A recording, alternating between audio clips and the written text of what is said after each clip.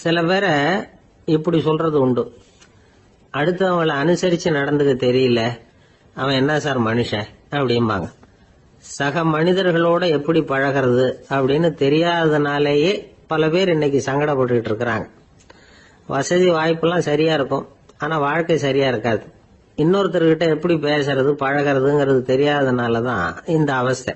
சரி, இந்த அவஸ்தை இல்லாம வாழறது எப்படி? இதுக்கு அனுபவசாலிகள் சில வழிமுறைகளை சொல்றாங்க. அதெல்லாம் என்னென்னங்கிறத இப்ப தெரிஞ்சுக்குவோம். முதல்ல நம்ம நாக்கு நம்ம கண்ட்ரோல்ல இருக்கணும். வார்த்தைகளை கொட்டிவிட்டு அதுக்கப்புறம் அள்ள முடியாம கடந்து கஷ்டப்படக்கூடாது. எப்படி பேசுறோங்கிறதும் முக்கியம், பேசுறப்ப எப்படி முகத்தை வச்சிருக்கிறோங்கிறதும் முக்கியம். அன்பா பேசினாலும் நல்லா இருக்கும்.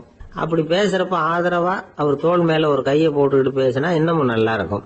ரெண்டாவது விஷயம், இன்னொருத்தர்கிட்ட பேசுறப்ப வாக்குறுதிகளை அள்ளி வீசக்கூடாது. கொடுக்கற வாக்குறுதி குறைச்சலா இருக்கணும். அப்படி கொடுத்த வாக்குறுதியை கண்டிப்பா நிறைவேற்றணும். நாம ஒருத்தரை பாராட்டுறோம் அல்லது அவரை பத்தி அபிப்பிராயம் சொல்றோம்னா அது ஆக்கப்பூர்வமா இருக்கணும். நம்ம பாராட்டு அல்லது விமர்சனம் அடுத்தவருடைய முன்னேற்றத்துக்கு உதவுறது மாதிரி இருக்கணும். நாம சொல்றதை கேட்டுட்டு அவன் தலையில கையை வச்சுட்டு உட்காந்துடக்கூடாது. எப்பவும் உற்சாகமா இருக்கணும், முகம் அலர்ச்சியா இருக்கணும். மனுஷன் இருந்தா வருத்தம், கவலை, ஏமாற்றம் எல்லாம் இருக்கதான் செய்யும். அதெல்லாம் மனசுல இருக்கட்டும். அந்த வருத்தமும் கவலையும் ஏமாற்றமும் சேர்ந்துகிட்டு நம்ம முகத்துல இருக்கிற மலர்ச்சியை மூடி மறைக்கிறதுக்கு நாம இடம் கொடுத்துடக்கூடாது. எந்த விஷயத்த பத்தி யாருகிட்ட பேசினாலும் வெளிப்படையா பேசணும், திறந்த மனசோட பேசணும். மூடி மறைச்சி முன்னு மூழ்கிட்டு இருக்கக்கூடாது. இன்னொருத்தர்கிட்ட பேசுறப்போ விவாதம் பண்ணுங்க, அது தப்பு இல்லை. ஆனா வாதாடிக்கிட்டு இருக்கக்கூடாது. அதாவது என்ன சொல்றாங்கன்னா, டிஸ்கஸ் பண்ணலாம், ஆர்கியூ பண்ணக்கூடாதான். நம்ம கிட்ட இருக்கிற நல்ல குணங்களை நாம எடுத்து சொல்லிட்டு இருக்கக்கூடாது. அந்த நல்ல குணங்களே நம்மளை பத்தி எடுத்து சொல்லணும், அது மாதிரி நடந்துக்கணும். அதே மாதிரி அடுத்தவங்க கிட்ட உள்ள கெட்ட குணங்களை பத்தி அவசியம் இல்லாம நாம பேச வேண்டியதில்லை. உங்களை பத்தி யாராவது தப்பா பேசுறாங்களா, அப்படி அவங்க பேசுறதுல உண்மை இல்லையா அப்படின்னா அதை நீங்க பொருட்படுத்த வேண்டியதில்லை, விட்டுடலாம். அது தானா போயிடும். ஒரு 4-5 பேரோட பேசிட்டு இருந்தீங்கன்னா எல்லாருக்கும் முக்கியத்துவம் கொடுங்க, யாரையும் அலட்சியப்படுத்தாதீங்க. தமாஷா பேசலாம், ஆனா உங்க தமாஷ் அடுத்தவங்களை கேலி பண்றதா இருக்கக்கூடாது. நமக்கு கிடைக்க வேண்டியது கிடைக்கலையே அப்படிங்கிற தவிப்பு நம்ம கிட்ட இருக்கக்கூடாது, அது தேவையில்லை. உங்க செயல்பாடுகள் தெளிவா இருக்கட்டும், பாராட்டு தானா உங்களை தேடிட்டு வரும். இன்னொரு மனுஷனுடைய மனசுல கௌரவமான ஒரு இடத்த பிடிக்கணும்னா நாம இந்த குணத்தை எல்லாம் நம்ம கிட்ட வளர்த்துக்கணும். இதெல்லாம் அனுபவசாலிகள் சொல்லி இருக்கிற குறிப்புகள். இந்த குறிப்புகளை சரியா புரிஞ்சுக்கணும், அது முக்கியம். தப்பா புரிஞ்சுக்கிட்டா என்ன ஆகும் தெரியுமா? இத கேளுங்க. ஒருத்தர் வந்தார், சார் அடுத்தவங்க தோள் மேல கைய போட்டுக்கிட்டு அன்பா பேசணும்னு சொன்னீங்க, அப்படிதான் பேசினேன். அவரு முதுக கூட தட்டி கொடுத்தேன், என் வேலை போயிடுது சார், வீட்டுக்கு அனுப்பிச்சுட்டாங்க அப்படின்னார். யாருகிட்ட அப்படி பேசுனீங்கன்னு கேட்டோம். என் முதலாளி கிட்ட சார் அப்படிங்கிறார் ரொம்ப சோகமா. 1816 வருஷம் செப்டம்பர் மாசம் 11ஆம் தேதி பிரான்ஸ் தேசத்துல உள்ள ஒரு மருத்துவமனை. அங்க ஒரு இளம் டாக்டர் கொஞ்ச நாளைக்கு முன்னாடி தான் அந்த ஆஸ்பத்திரியில புதுசா வேலைக்கு சேர்ந்திருக்கிறார். அவரு பேரு ரெனே லெனக். அவரு அன்னைக்கு காலையில அந்த மருத்துவமனையில அப்படியே ரவுண்ட்ஸ் வந்துகிட்டு இருக்கிறார். வார்டுல ஒரு படுக்கையில ஒரு இளம் பெண் படுத்திருக்கிறா. அந்த பொண்ணுக்கு இருதய நோயா இருக்கலாம்ங்கிறது மற்ற டாக்டர்கள் சந்தேகம். அந்த காலத்துல எல்லாம் ஒருத்தருடைய இருதய துடிப்பை தெரிஞ்சுக்கணும்னா நோயாளியின் மார்புல டாக்டர் காதை வச்சு பார்த்துதான் தெரிஞ்சுக்கிறது வழக்கம். ஆனா இந்த பெண்ணும் இளம் பெண், அந்த டாக்டரும் புதுசா சேர்ந்திருக்கிறவர். அதனால பரிசோதனை பண்ண தயங்கினார். கொஞ்ச நேரம் யோசனை பண்ணார். திடீர்னு ஒரு ஞாபகம் வந்தது அவருக்கு. அதாவது அன்னைக்கு விடியற் காலையில தோட்டத்துல அப்படி வாக்கிங் போயிட்டு இருந்தப்போ சின்ன பசங்கள்லாம் ஒரு மரக்கட்டை வச்சு விளையாடிட்டு இருந்தாங்களாம். அதை அவர் பார்த்திருக்கிறார். அது என்ன விளையாட்டுனா, ஒரு நீளமான மரப்பலகை, அதுல ஒரு முனையில ஒரு பையன் தன்னுடைய காதை வச்சுக்கிட்டு இருக்கிறான், மறுமுனையில இன்னொரு பையன் அந்த மரப்பலகையை ஒரு ஆணியால கீறிக்கிட்டு இருக்கிறான். ஒரு முனையில ஆணியால கீறும் பொழுது மறுமுனையில காதை வச்சிருக்கிற பையனுக்கு அந்த சத்தம் துல்லியமா கேட்குது. அந்த டாக்டருக்கு காலையில பார்த்த இந்த விளையாட்டு ஞாபகத்துக்கு வந்துட்டு உடனே என்ன பண்ணாரு தெரியுமா? ஒரு நீளமான காகிதத்தை எடுத்தார், அதை அப்படியே உருளை மாதிரி உருட்டினார். ஒரு முனையை அந்த நோயாளியின் மார்புல இடது பக்கம் வச்சார், இன்னொரு முனையில தன்னுடைய காதை வச்சார். என்ன ஆச்சரியம்! நோயாளியின் மார்புல நேரடியா காதை வச்சு கேட்கறத விட துல்லியமா கேட்டது இதய துடிப்பு. இதய துடிப்பு மட்டும் இல்ல, மூச்சு இழுத்து விடுறது, திரவ பொருள்களின் அசைவு எல்லா சத்தமும் தெளிவா கேட்குது. கிரேக்க மொழியில ஸ்டெத்தாஸ் அப்படின்னா மார்பு, ஸ்கோப்பின் அப்படின்னா பார்ப்பதுன்னு அர்த்தம். அதனால டாக்டர் ரெனே லெனக் தான் கண்டுபிடிச்ச கருவிக்கு ஸ்டெத்தஸ்கோப் அப்படின்னு பேர் வச்சார். அவரே முதல் மாடலையும் செஞ்சார்.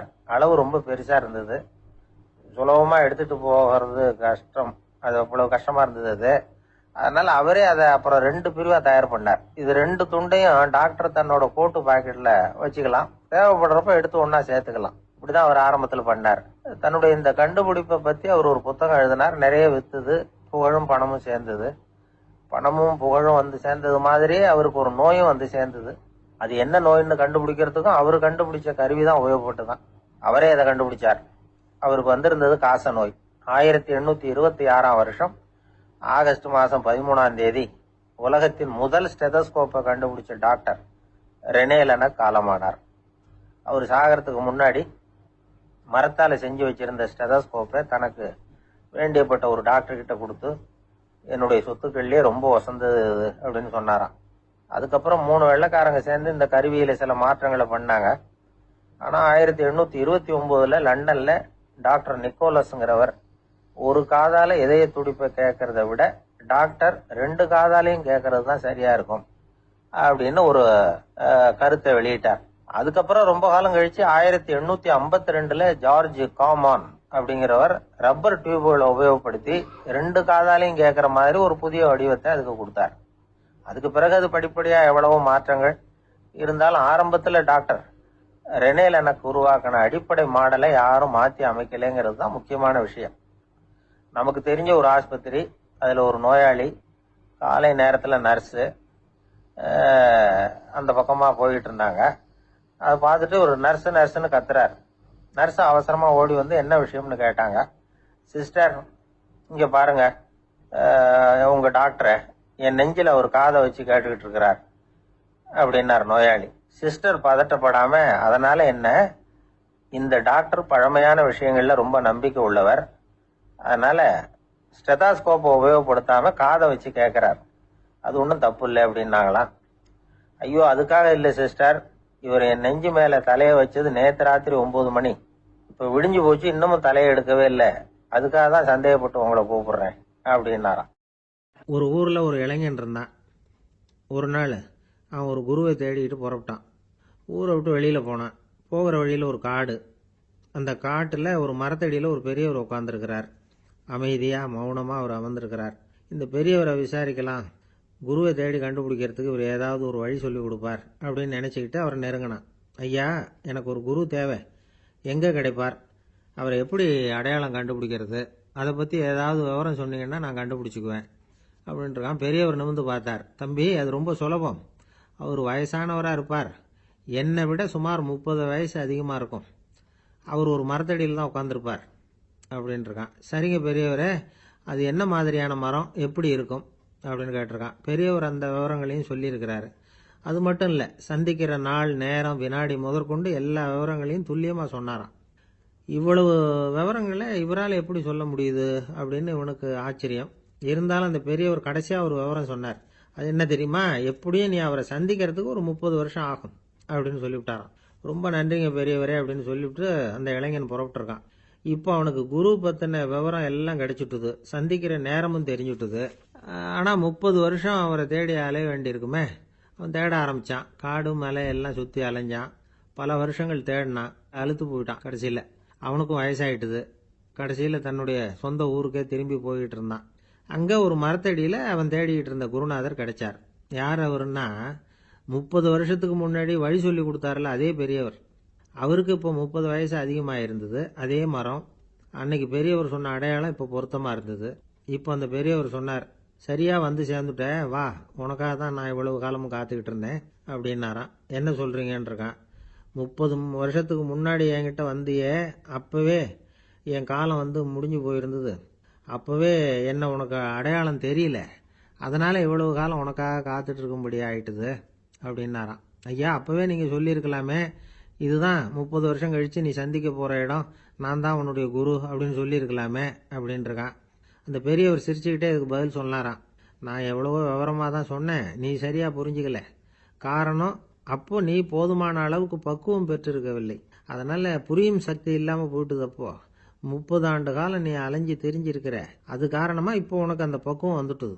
அதனாலதான் அடையாளம் காண முடிஞ்சது. நானே உன்னுடைய குரு அப்படின்னாராம். இதுல இருந்து என்ன தெரியுதுன்னா, ஆன்மீகத்துல மாணவனாக சேர்றதுக்கு கூட ஒரு பக்குவத்தன்மை தேவைப்படுது. ஒரு பெரிய ஞானி, அவர்கிட்ட ஒரு சீடனா இருக்க ஒருத்தன் வந்தான், எதிரில் நின்னா. ஞானி அவனை வெகு நேரம் உற்று பார்த்தார். அப்புறம் சொன்னார், சீடனா இருக்கிறது ரொம்ப சிரமம்னார். நான் தயாரா இருக்கிறேன்னா. அது இன்னமும் சிரமமாச்சே, இங்கே குருவா இருக்கிறது மட்டுமே சுலபம் அப்படின்னாராம். அப்படின்னா நான் குருவாவே ஆயிடுறேன் அப்படின்னானா. இது போலவே இந்த காலத்துல கதை ஒன்று உண்டு. ஒரு பள்ளிக்கூடத்துல வகுப்பு ஆசிரியர் மாணவனை திட்டிக்கிட்டு இருந்தார். டேய், நீ 100க்கு 10 மார்க்கு தான் வாங்கிட்டு இருக்க. இவ்வளவு மோசமா நீ படிச்சா கடைசியில மாடு மேய்க்கிறது கூட லாய்க்கு இல்லாதவனா ஆயிடுவ. அதுக்கப்புறம் என்ன செய்ய போற அப்படின்னாராம். பையன் தலையை சொரிஞ்சுக்கிட்டே சொன்னானா, சார் அப்படின்னா ஒன்று செய்யறேன் அப்படின்னானா. இவர் கேட்டிருக்கார், என்ன செய்ய போறேன்னு. வேற என்ன சார், உங்களை மாதிரி ஒரு ஆசிரியர் ஆயிடுறேன் அப்படின்னானா. காசியில் இருக்கிற கடவுள் காசி விஸ்வநாதர், அங்க இருக்கிற தேவி காசி விசாலாட்சி. இவங்க 2 பேரும் ஒரு நாள் பேசிக்கிட்டு இருந்தப்போ கடவுள் சொன்னார், இந்த மனிதர்களை நாம ரொம்பவும் நம்பிக்கையோட தான் படைச்சிருக்கிறோம். இருந்தாலும் அவங்களுக்கு தான் நம்பிக்கை இல்லை, எதுலேயும் ஒரு உண்மையான நம்பிக்கை இல்லாமல் வாழ்ந்துகிட்டு இருக்கிறாங்க அப்படின்னார். என்ன அப்படி சொல்றீங்க? அதோ பாருங்க, எவ்வளவு பேர் காசியை தேடிட்டு கங்கையில் குளிச்சுக்கிட்டு இருக்கிறாங்க. அவங்கெல்லாம் நம்பிக்கை இல்லைன்னா இவ்வளவு தூரம் தேடிட்டு இங்கே குளிப்பாங்களா அப்படின்னு நாங்கள் தேவி.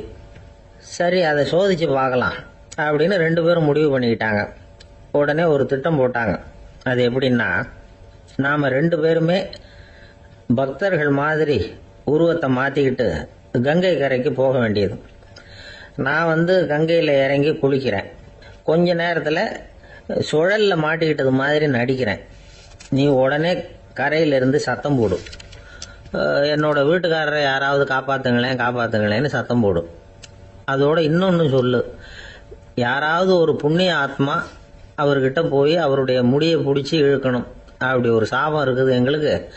புண்ணிய ஆத்மா, அதாவது எந்த பாவமும் செய்யாத இல்லாத ஒருத்தர் தான் அவரை காப்பாற்ற முடியும். அப்படிப்பட்டவங்க யாராவது வெள்ளத்துல குதிச்சு என்னுடைய கணவரை காப்பாத்துங்கோ அப்படின்னு நீ சத்தம் போடு, கூச்சல் போடு, என்ன நடக்குதுன்னு பார்க்கலாம் அப்படின்னாரு கடவுள். சரின்னு சொல்லி 2 பேருமா சாதாரண பக்தர்கள் மாதிரி கங்கை கரைக்கு சேர்ந்தாங்க. அவர் இறங்கி குளிச்சார். திட்டம் போட்டது மாதிரியே சுழல்ல மாட்டிக்கிட்டது மாதிரி கத்துனார். கரையில் இருந்த அந்த அம்மா, ஐயோ என் கணவரை காப்பாத்துங்களேன், யாராவது காப்பாத்துங்களேன்னு கத்துனாங்க. பல பேர் ஓடி வந்தாங்க. உடனே இவங்க, பாவம் இல்லாத புண்ணிய ஆத்மா ஒருத்தரால தான் என்னுடைய கணவர் காப்பாற்றப்படணுங்கிறது விதி, அப்படி ஒரு சாபம் இருக்கு, அதனால புண்ணிய ஆத்மா யாராவது அவர்கிட்ட போய் அவர் முடியை பிடிச்சி தூக்கினா அவரை காப்பாற்றி கொள்ளலாம் அப்படின்னாங்க. இவங்க இப்படி சொன்னதும் எல்லாரும் திகைச்சு போய் நின்றுட்டாங்க. ஒவ்வொருத்தருக்கும் அவங்க செஞ்ச பாவம்லாம் ஒவ்வொன்றா ஞாபகத்துக்கு வர ஆரம்பிச்சுட்டுது. சரி, இதுக்கு நாம லாயக்கு இல்லை அப்படின்னு சொல்லி ஒதுங்கி போக ஆரம்பிச்சிட்டாங்க எல்லாம். இந்த சமயத்தில் யாரோ ஒருத்தர் வேகமாக ஓடி வந்தார். ஆற்றுல குதிச்சார். அவர்கிட்ட போனார், முடியை பிடிச்சார், தூக்கினார், அவரை காப்பாற்றி கரைக்கு கொண்டுட்டு வந்துட்டார். அப்படி காப்பாற்றின அந்த ஆளை இவங்க 2 பேரும் தனியாக கூப்பிட்டுக்கிட்டு ஒரு மண்டபத்துக்கு வந்துட்டாங்க. விசாரிக்கிறாங்க. நீ யாருப்பா அப்படின்னு கேட்குறாங்க. ஏதும் தெரியாத மாதிரி. நான் இந்த ஊர் அன்ன சத்திரத்தில் வேலை செய்கிற ஒரு சமையல்காரன் அப்படிங்கிறார். நீ கங்கையில் குளிக்கிறது உண்டான்னு கேட்டிருக்காங்க. நான் இந்த ஊர்லேயே தான் இருக்கிறேன், இருந்தாலும் தினமும் கங்கையில் குளிக்கிறது இல்லை, எப்பாவது ஒரு நாள் அங்கே குளிப்பேன் அப்படின்னார். கங்கையில் மூழ்கி எழுந்திரிச்சா பாவம்லாம் தொலையும்னு சொல்கிறாங்க. அப்படி இருக்கிறப்போ அங்கே இன்னைக்கு கங்கையில் குளிச்சுக்கிட்டு இருக்கிறவங்கெல்லாம் தங்களை புண்ணிய ஆத்மாவா நினைக்கல. கங்கையில் குளிக்காத நீ உன்னை புண்ணிய ஆத்மாவா நினைச்சு என்னை காப்பாற்ற வந்திருக்கிற, அது எப்படி அப்படின்னு கேட்டார். அதுக்கு அந்த ஆளு சொல்றான், கங்கையில் குதிச்சதுக்கு அப்புறம் தானே உங்களை காப்பாற்ற போறோம். அப்படி குதிக்கும் பொழுது என்னுடைய பாவம்லாம் போயிருக்கும்ல, நான் புண்ணிய ஆத்மாவா ஆயிருப்பேனே, அதனாலதான் துணிஞ்சு உங்களை காப்பாத்தினேன் அப்படின்னா. கடவுளும் தேவியும் அவனுக்கு காட்சி கொடுத்தாங்களாம். இப்படி ஒரு கதை உண்டு. அதாவது கங்கையில குளிச்சுக்கிட்டு இருக்கிறவங்களுக்கே தங்களுடைய பாவம் போகுங்கிற நம்பிக்கை பரிபூர்ணமா இல்லை. குளிக்காத ஒருத்தனுக்கு அந்த நம்பிக்கை இருந்தது. அதனால அவனால கடவுளை பார்க்க முடிஞ்சது. கடவுளை நாமளும் பார்க்க முடியுமா முடியாதா அப்படிங்கிற குழப்பம்லாம் நமக்கு வேண்டியதில்லை. நம்பிக்கையோட வாழணுங்கிற உண்மையை மட்டும் இந்த கதையிலிருந்து புரிஞ்சுக்கிட்டா போதும். ஏன்னா இந்த கதையை கேட்டுட்டு ஒரு நண்பன் குதர்க்கமா ஒரு கேள்வி கேட்டான். ஏன் சார், கங்கையில் குளிச்சா பாவம் போயிடும்னு சொல்றீங்களே, நான் எனக்கு வேண்டாத ஒருத்தனை அழைச்சிட்டு போய் கங்கையிலேயே தள்ளி விட்டுட்டு அதுக்கப்புறம் அங்கேயே முழுக்க போட்டுட்டு நான் செஞ்ச பாவத்தை அதுலேயே கழுவி விட்டுட்டு மறுபடியும் உங்ககிட்ட வந்துடுறேன்னு வச்சுக்கோங்க, நீங்கள் என்னை புண்ணிய ஆத்மான்னு ஏற்றுக்குவீங்களா அப்படிங்கிறான். ஆள் கொஞ்சம் ஆசைந்தான், நம்மளே அங்கே அழைச்சிட்டு போனாலும் போயிடுவான். ஒரு மனுஷனுக்கு 3 விதத்தில் கர்வம் உண்டாகிறதுக்கு வாய்ப்பு உண்டு. பணம், பதவி, புகழ். பணம் அதிகமாக வந்தால் கர்வம் வரலாம், பதவி பெருசாக வந்துட்டுதுன்னா கர்வம் வரலாம், புகழ் அதிகமாக போனாலும் கர்வம் வரலாம். இந்த 3 வகையான கர்வத்துக்கும் இடம் கொடுக்காம இருக்கிறாங்க பாருங்க, அவங்க தான் சிறந்த மனிதர்கள். ஒரு பெரிய பொறுப்பில் இருக்கிறவங்களுக்கு கர்வம் வந்துடக்கூடாது. அப்படி வந்துட்டுதுன்னா அது எல்லாருக்கும் இடைஞ்சல். ஒரு ராஜா இருந்தார். அவர் ஒரு நாள் தன்னுடைய தலைநகரத்தை சுற்றி வந்துகிட்டு இருந்தார். ஒரு இடத்துல ஒரு அழகான நிலத்தை பார்த்தார். ஆஹா, இந்த இடத்துல நமக்குன்னு ஒரு மாளிகையை கட்டினா எவ்வளவு நல்லா இருக்கும் அப்படின்னு நினைச்சார். ராஜா நினைச்சா அது முடியாத காரியமா? சரி, இந்த நிலம் யாருக்கு சொந்தம்னு விசாரிங்க அப்படின்னார் பக்கத்தில் இருந்தவங்க கிட்ட. அவங்கெல்லாம் ஓடி போய் விசாரிச்சாங்க. அந்த இடம் ஒரு வயசான கிழவிக்கு சொந்தம், வயசான அம்மாவுக்கு சொந்தமா. அந்த அம்மா தான் அதில் ஒரு குடிசையை போட்டு குடியிருந்துட்டு இருக்கிறாங்க. சரி, அந்த நிலத்துக்கு ஒரு விலையை நிர்ணயம் பண்ணி அதை அந்த வயசான அம்மா கிட்ட கொடுத்துருங்க அப்படின்னு உத்தரவு போட்டார் ராஜா. ஆனால் அந்த அம்மா இது எங்கள் பூர்வீக இடம், இதை விற்க மாட்டேன் அப்படின்னு சொல்லிவிட்டுது. சரி, 2 பங்கு விலை கொடுக்குறோம்னு சொல்லி பாருங்க அப்படின்னாங்க. அப்படியே சொன்னாங்க அரண்மனை ஆட்கள். அதுக்கும் சம்மதிக்கலை அந்த அம்மா. இதை கேள்விப்பட்டதும் ராஜாவுக்கு கோபம் வந்துட்டுது. தன்னுடைய ஆளுங்களை கூப்பிட்டார். போய் அந்த குடிசையை பிரிச்சேறிங்க, காசெல்லாம் ஒன்றும் கொடுக்காதீங்க அப்படின்னு கத்தினார். அவ்வளோதான். அடுத்த நிமிஷம் அரண்மனை ஆசாமிகள் போனாங்க, குடிசையை பிரித்து எரிஞ்சாங்க. அந்த வயசான அம்மா இருக்கு, அதுவும் அந்த இடத்த விட்டு துரத்தி விட்டாங்க. அந்த இடத்துல ஒரு அரச மாளிகையை கட்டி முடிச்சுட்டாங்க. அந்த வயசான அம்மா பாவம், ராஜாவே இப்படி பண்ணால் யாருக்கிட்ட போய் முறையிட முடியும்? ஒரு ஞானி இருந்தார், அவர்கிட்ட போய் சொன்னாங்க. அவரு இவங்க சொன்னதை கேட்டு மனசில் வச்சுக்கிட்டார். ஒரு நாள் அந்த ராஜாவே இந்த ஞானியை கூப்பிட்டார். புதுசாக ஒரு மாளிகை கட்டியிருக்கிறேன், வந்து பாருங்கன்னு. சரின்னு சொல்லி இந்த பெரியவர் ஒரு நாள் இந்த மாளிகைக்கு போனார். சும்மா போகல, ஒரு கழுதையையும் ஓட்டிகிட்டு போனார். கொஞ்சம் சாக்குகள், வெத்து சாக்கு, அதையும் எடுத்து கழுதை முதுகில் போட்டு கழுதையை ஓட்டிகிட்டு போகிறார். ராஜா பார்த்தார். அவருக்கு இது ஆச்சரியமா இருந்தது. என்ன இது, மாளிகைக்கு வந்துட்டு போங்கன்னு கூப்பிட்டா கழுதை சாக்கு இதெல்லாம் கொண்டு வராரு, ஒன்றும் புரியலையேன்னு நினைச்சார். எதுக்காக இதெல்லாம்னு கேட்டார். அரசருடைய தோட்டத்திலிருந்து கொஞ்சம் மண் எடுத்துகிட்டு போகிறதுக்கு ஆசைப்படுறேன், அதுக்கு நீங்கள் அனுமதி கொடுக்கணும் அப்படின்னாரு இவர். இது என்ன வேடிக்கையான கோரிக்கையாக இருக்குது அப்படின்னு நினைச்சார் ராஜா. இருந்தாலும் மண்ணு தானே கேட்குறாரு, எடுத்துகிட்டு போகட்டுமே அப்படின்னு நினைச்சார். சரின்னு அனுமதி கொடுத்தார். அந்த பெரியவர் தோட்டத்துக்கு போனார், மண்ணை வெட்டினார், சாக்கில் போட்டு நிரப்புனார். ராஜாவை கொஞ்சம் கிட்ட வாங்கன்னு கூப்பிட்டார். இந்த மண் மூட்டையை தூக்கி கழுதையோட முதுகில் வைக்கணும், கொஞ்சம் உதவி பண்ணுங்கன்னார். ஓ, பண்ணுறேனே அப்படின்னு சொல்லி ராஜா கிட்ட போனார். மூட்டையை தூக்கி பார்க்குறாரு, முடியல, திணறி போயிட்டார். இப்போ அந்த ஞானி பேசினாராம். அரசே, இந்த ஒரு சாக்கு மண்ணையே உங்களால் தூக்க முடியல, அந்த கிழவிகிட்ட இருந்து அந்த அக்கிரமமா அபகரிச்ச இந்த தோட்டம் பூராவையும் சுமக்கணும்னு ஆசைப்படுறீங்களே, அது உங்களால் முடியுமா அப்படின்னு கேட்டாராம். ராஜா யோசனை பண்ண ஆரம்பிச்சார். தன்னுடைய செயலுக்காக வருத்தப்பட்டாராம். அந்த வயசான அம்மாவை உடனடியாக வரவழைச்சார். தாயே, தப்பு பண்ணிட்டேன், என்னை மன்னிச்சுக்குங்க, இன்னையிலேருந்து இந்த மாளிகையும் தோட்டமும் உங்களுக்கு தான் சொந்தம் அப்படின்னு சொல்லிவிட்டாராம். போகிறப்ப இந்த உலகத்திலேருந்து எண்ணத்தை எடுத்துகிட்டு போக போகிறோம், அதனால் ரொம்பவும் அலட்டிக்க வேண்டியதில்லை, கர்வப்பட வேண்டியதில்லை அப்படிங்கிறது ஒரு பெரிய உபதேசம். ஒரு பெரிய மனுஷன் சாக கிடந்தார், ரொம்பவும் அழுதாரு. ஏன் அழறீங்க அப்படின்னு கேட்டாங்க சுற்றி இருந்தவங்க. நான் சாகிறதுக்காக கவலைப்படலை, நான் நம்ம ஜனங்களுக்காக எவ்வளவோ காரியம்லாம் செஞ்சுக்கிட்டு வந்தேன். நான் செஞ்சுக்கிட்டு வந்த சேவையை இனிமேல் யார் செய்ய போகிறாங்க, அது யாரால முடியும், அதை நினச்சி தான் அழறேன் அப்படின்னாராம். ஒருத்தர் முன்னாடி வந்தார். அதுக்காக நீங்கள் கவலைப்படாதீங்க, உங்க சேவையை தொடர்ந்து செய்யறதுக்கு என்ன மாதிரி இளைஞர் பட்டாளம் தயாரா இருக்கு. இருந்தாலும் எங்க கவலை என்னன்னா அப்படின்னு இழுத்தார். என்ன சொல்லுங்கன்னு கேட்டார் அவர். நீங்க இதுவரைக்கும் என்ன சேவை செஞ்சுக்கிட்டு வந்தீங்க, அதுதான் எங்களுக்கு இன்னமும் புரியாத புதிரா இருக்கு அப்படின்னாராம் அவரு. ஒரு நண்பர் சினிமா படம் தயாரிக்கிறவர், அவர்கிட்ட ஒரு நாள் பேசிக்கிட்டு இருந்தேன். அது எப்படி சார், நீங்க எடுக்கிற எந்த படமும் கையை கடிக்காத அளவுக்கு எடுத்துடுறீங்களே, அது எப்படின்னு கேட்டேன். அது ஒன்றும் பெரிய விஷயம் இல்லை சார். பெண்களுக்குன்னு சில உருக்கமான காட்சிகள், இளைஞர்களுக்குன்னு சில நடனங்கள், அடிதடி காட்சிகள், அப்புறம் வயசானவங்களுக்குன்னு சில ஆன்மீக காட்சிகள், சின்ன பிள்ளைங்களுக்கு சிரிப்பு, இப்படி எல்லாமும் சேர்த்து நான் படம் எடுக்கிறேன். மசாலா படம்னு பேரு. இது ரொம்ப பெருசா இல்லைன்னாலும் ஓரளவுக்கு சுமாரா ஓடிரும், கையை கடிக்காது அப்படின்னார். இது ஒரு உத்தி. சில பத்திரிகை ஆசிரியர்களும் இந்த உத்தியை கையாளுறது உண்டு. இந்த உத்திக்கு பார்னம் உத்தி அப்படின்னு பேரு. பார்னம் எஃபெக்ட் அப்படின்னு சொல்லுவாங்க. அதாவது ஃபீனியஸ் டி பார்னம் அப்படின்னு ஒருத்தர் அமெரிக்காவில் இருந்தாராம். அதாவது 19ஆம் நூற்றாண்டுல அமெரிக்காவில் கொடிகட்டி பறந்த ஒரு சர்க்கஸ் நிறுவனத்தின் அதிபர் அவர். இந்த உலகத்துல ஒவ்வொரு நிமிஷமும் ஒரு ஏமாளி பறந்துகிட்டே இருக்கிறான் அப்படிங்கிறது அவருடைய சித்தாந்தம். ஒவ்வொருத்தரையும் திருப்திப்படுத்துற அளவுக்கு அம்சங்களை கொஞ்சம் கொஞ்சமா கலந்து கேளிக்கை நிகழ்ச்சிகளை நடத்தினதுதான் அவருடைய மகத்தான வெற்றிக்கு காரணம். அதனால அந்த உத்தியை யாரு கடைபிடிச்சாலும் சரி, அதுக்கு பார்னம் உத்தி அப்படின்னு பேர் வந்துட்டுது. ஜோசியம் சொல்றவங்களுக்கும் இந்த உத்தி தான் கை கொடுக்குது. ஒரு விஷயத்த ஒருத்தருடைய கோள் நிலைகள் அல்லது கையெழுத்து நிரூபிக்கிறதாக அவர்கிட்ட சொன்னா அதை அவர் நம்பிவிடுவார். ஆனா அந்த விஷயம் நல்லதா இருக்கணும், நேர்மையானதா இருக்கணும், அதாவது பாசிட்டிவா இருக்கணும்.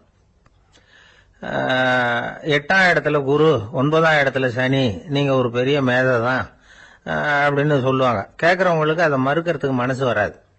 அப்படி சொல்லும் பொழுது கூடவே என்ன கொஞ்சம் முன்கோபம் அதிகமா இருக்கும், இருந்தாலும் அது உடனே மறைஞ்சிரும் அப்படின்னு சில அற்ப விஷயங்களையும் சொன்னாலும் அதையும் சரிதான்னு சொல்லி ஒத்துக்குவாங்க. ஆளுமையை எடை போடுகிற ஒரு நிறுவப்பட்ட உத்தியின் மூலமாக தன்னுடைய குணாதிசயங்கள் கண்டுபிடிக்கப்பட்டதாக அவர் நம்புறதுதான் இதுக்கு காரணம். இந்த மாசம் பணத்தட்டுப்பாடு கொஞ்சம் இருக்கும், உடம்புல ஏதாவது கொஞ்சம் அசௌகரியம் இருக்கும், வீட்டுக்குள்ள லேசா மனஸ்தாபம் வரலாம், இது மாதிரி பொதுப்படையா சிலதை சொன்னாலே போதும், மக்களை நம்ப வச்சுடலாம். இதெல்லாம் நமக்கு மட்டும்தான் ஏற்படுது அப்படின்னு சொல்லி அவங்க நினைக்கிறது தான் காரணம். இதுதான் பார்னம் உத்திங்கிறது. மனிதர்கள் பாராட்டுகளை விரும்புறதும் விமர்சனங்களை வெறுக்கிறதும் பார்னம் உத்தியின் அடுத்த கூறு. அதனால ஒருத்தருக்கு ஜோசியம் சொன்னாலும் சரி, அவருடைய ஆளுமையை மதிப்பிடுறதாக இருந்தாலும் சரி, அவரை புகழற மாதிரி இருந்தாலும் சரி, அப்படி இருந்தாதான் அது சரியா இருக்கும்.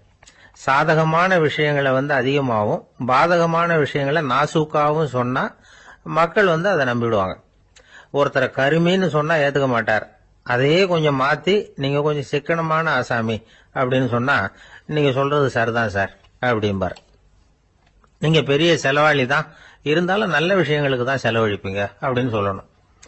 இப்படி இந்த பார்னம் உத்தியை கடைபிடிச்சு இன்னைக்கு வெற்றிகரமா காலம் தள்ளுறவங்க நிறைய பேர் இருக்கிறாங்க.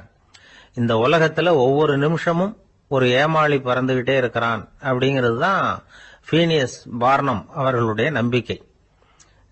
அதை விட அடுத்தவங்களை ஏமாளியா நினைக்கிற மனுஷர்கள் தான் இன்னைக்கு உலகத்துல ரொம்ப அதிகம்.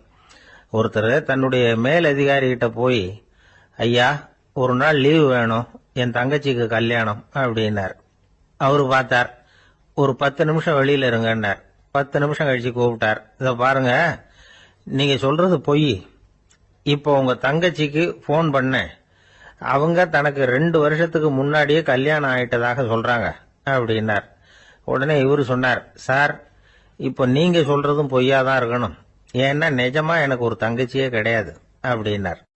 ஒரே ஒரு ஊர்ல ஒரு ராஜா இருந்தார். அவர் பேர்ல மக்களுக்கு ரொம்ப மரியாதை. அவ்வளவு நல்லா ஆட்சி புரிஞ்சுக்கிட்டு வந்தார். அவருக்கு வயசாயிட்டுது.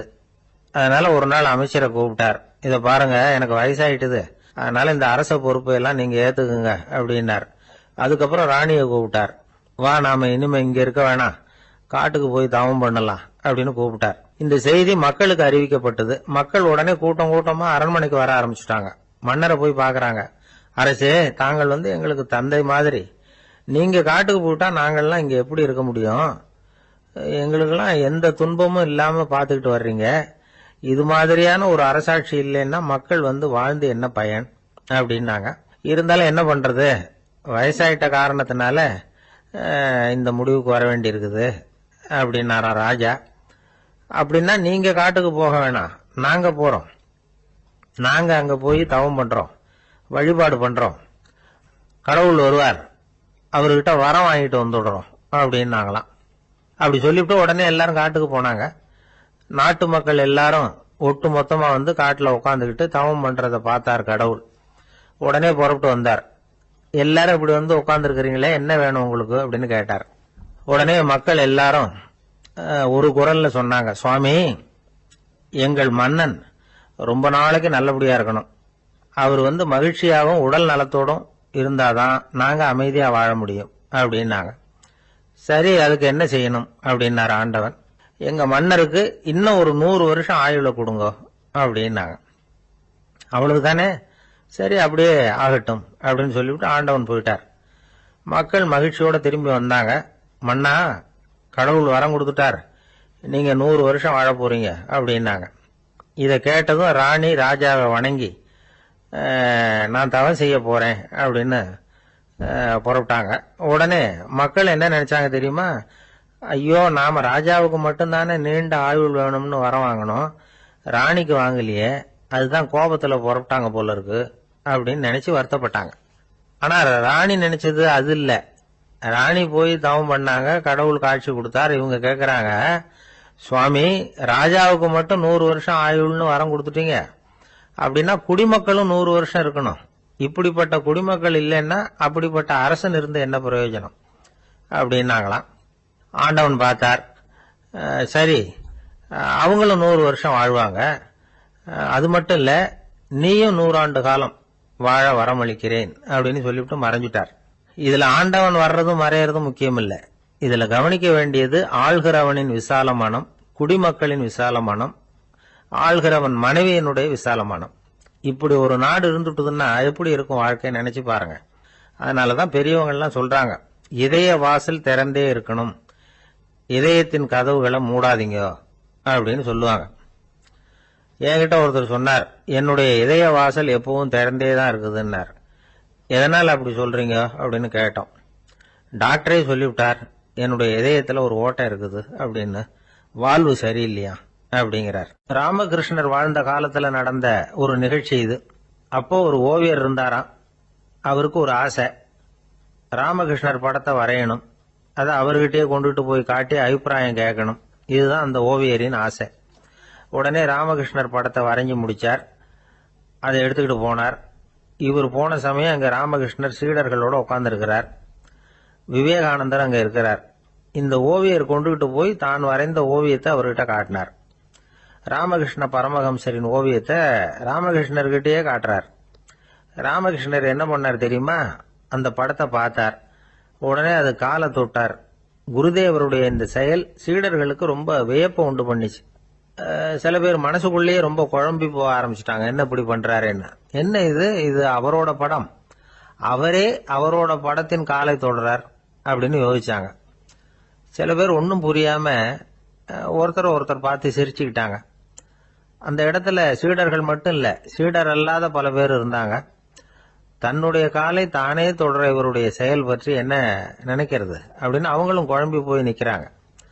அந்த படத்தை வரைஞ்சி அவர்கிட்ட காட்டின அந்த ஓவியருக்கும் அதிர்ச்சி. இருந்தாலும் அவர் சீடர் கிடையாது.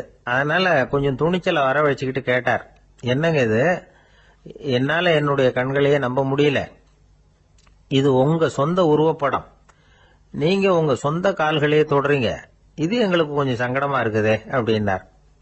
ராமகிருஷ்ணரின் கண்கள்ல ஆனந்த கண்ணீர் வழிஞ்சுதான். அவர் சொன்னாராம், இது என்னோட படம்ங்கிறது எனக்கு தெரியும், ஆனா இது என்னோட படம்ங்கிறதுனால நான் இதோட காலை தொடல, நீ என்னுடைய சமாதி நிலைய இந்த படத்துல படம் பிடிச்சு காட்டியிருக்கிற, அதனால அதோட காலை தொடறேன். சமாதி நிலையில யார் இருந்தாலும், அது என்னுடைய படமா இருந்தாலும் சரி அல்லது வேற யாருடைய படமா இருந்தாலும் சரி, படம் யாருதுங்கிறது முக்கியம் இல்ல.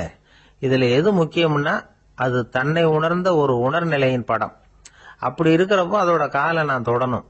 அதுக்கு நீங்க எல்லாரும் ஏன் சங்கடப்படுறீங்கன்னு எனக்கு தெரியல அப்படின்னாராம். இப்பதான் அங்க இருந்து சீடர்களுக்கும் மற்றவங்களுக்கும் விவரம் புரிஞ்சுதான். இதுக்கு முன்னாடி யாரும் செய்யாததை இவர் செஞ்சிருக்கிறார். ஆனா அவருடைய காரணம் ரொம்ப நியாயமானது அப்படிங்கறத உணர்ந்தாங்களாம். இதுவரைக்கும் ஆன்மீகத்துல சமாதி நிலை, அதாவது தன்னை உணர்ந்த நிலை பற்றி புரிஞ்சுக்கிட்டோம். இல்லறத்துல ஏற்படக்கூடிய சமாதி நிலை பற்றி உங்களுக்கு தெரியுமா?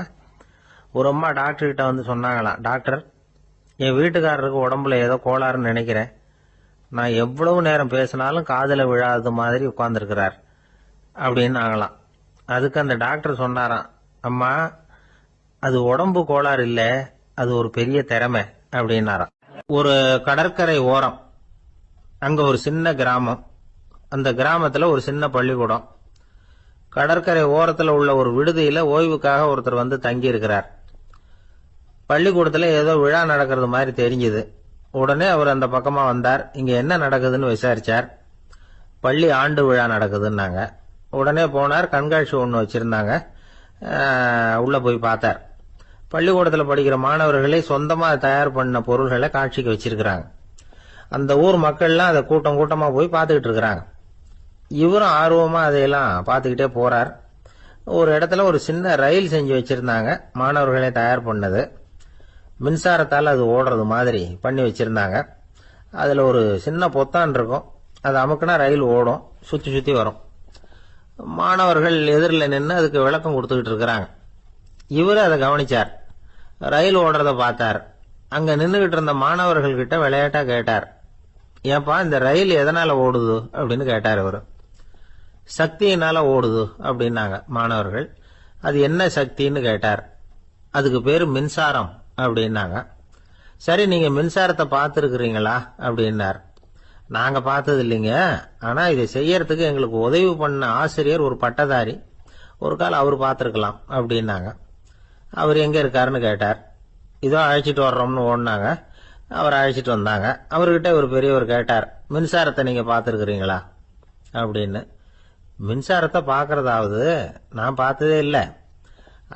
நான் பார்த்தது அது செயல்படுற விதத்தை தான். அது விளக்க வந்து எரிய வைக்குது, ரயில ஓட வைக்குது, இது மாதிரி எத்தனையோ எந்திரங்களை வந்து செயல்பட வைக்குது. ஆனா உண்மையிலேயே அது என்னன்னு எனக்கு தெரியாது. ஒருவேளை இந்த பள்ளிக்கூடத்து தலைமை ஆசிரியருக்கு தெரிஞ்சிருக்கலாம், ஏன்னா அவர் ஒரு மேல்நிலை பட்டதாரி அப்படின்னாராம் அவரு. சரின்னு போய் தலைமை ஆசிரியரை கூப்பிட்டுக்கிட்டு வந்தாங்க. அவர்கிட்டயும் இதே கேள்வி கேட்டாராம் அவரு. மன்னிக்கணும், இந்த கேள்வி இதுவரைக்கும் யாரும் என்கிட்ட கேட்டதில்ல. சக்தியை யாரும் பார்க்க முடியாது, ஆனா அது செயல்படும் விதத்தை தான் பார்க்க முடியும் அப்படின்னாராம் அவரு. இப்போ இதுவரைக்கும் கேட்டுக்கிட்டு இருந்த பெரியவர் சிரிச்சார். சிரிச்சுட்டு சொன்னாராம், சரி, அதுக்காக ஒன்றும் கவலைப்படாதீங்க, என்னுடைய பெயர் தாமஸ் ஆல்வா எடிசன் அப்படின்னாராம். இதை கேட்டதும் அங்க இருந்தவங்களுக்கெல்லாம் அதிர்ச்சி, ஆச்சரியம். என்னது, நீங்க தானா எடிசன்? நீங்க எவ்வளவு மின்சார கருவிகளை உண்டாக்கி இருக்கிறீங்க, நீங்களா இந்த கேள்வி கேட்டது அப்படின்னாங்களாம். ஆமா, நான் தான் கேட்கிறேன், ஏன்னா நானே மின்சாரத்தை பார்த்தது கிடையாது அப்படின்னாராம் அவரு. அன்புங்கிறது இப்படிப்பட்டதுதாங்கிறார் ஓஷோ. அன்புங்கிறது நம்ம உடற்கூறு அமைப்பில் இல்லை, அது நம்ம உடம்புல உள்ள சுத்த சக்தியின் வெளிப்பாடு. அதை உணரத்தான் முடியுமே தவிர பார்க்க முடியாது. அன்பே உன்னை வந்து நான் என் இருதயத்தில் வச்சிருக்கிறேன் அப்படின்னு எல்லாம் சொல்லுவான். இதெல்லாம் சும்மா. இது வந்து டாக்டர்கள் சொல்ற இருதயம் கிடையாது. அது வந்து ரத்தத்தை தள்ளுகிற ஒரு கருவி, அவ்வளவுதான். ஞானிகள் சொல்லுகிற இதயம் வேற, அது கண்ணுக்கு புலப்படாத ஒரு சக்தி. என்னுடைய இதயம் ரொம்ப விசாலமானது சார் அப்படின்னார் ஒருத்தர்.